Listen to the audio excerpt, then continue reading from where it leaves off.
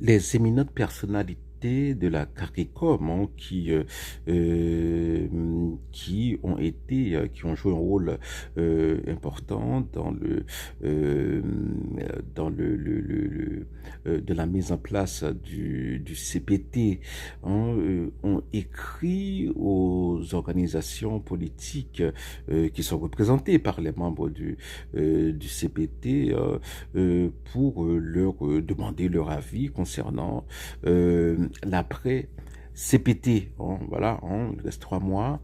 Mais c'est qui ces éminentes personnalités de la CARICOM? C'est comme espèce euh,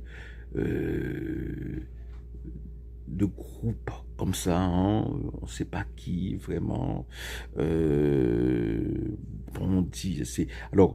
Ils ont écrit, hein, la note a été remise hein, par l'ambassadeur Colin Granderson qui était à la tête de la CARICOM. En tout cas, bon, l'ambassadeur qui apparemment hein, était à la tête de la CARICOM. Hein, mais on ne sait jamais qui sont ces gens. Hein. Bon, peut-être que je n'ai pas fait suffisamment de recherches, mais par exemple, le 1er juillet, hein, ces personnalités ont eu une rencontre virtuelle hein, avec les dirigeants haïtiens. Gustavo Petro, le président colombien, a pu venir en Haïti.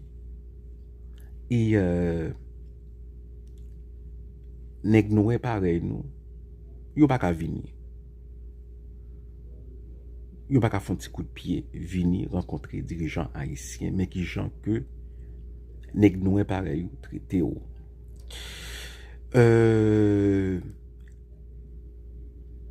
En tout cas, hein, bon, ces éminentes personnalités hein, dont l'identité hein, reste comme ça, hein, floue, on ne sait pas. Hein, bon, de toute façon, hein, quelle que soit leur identité, hein, elles ont échoué. Hein, bon.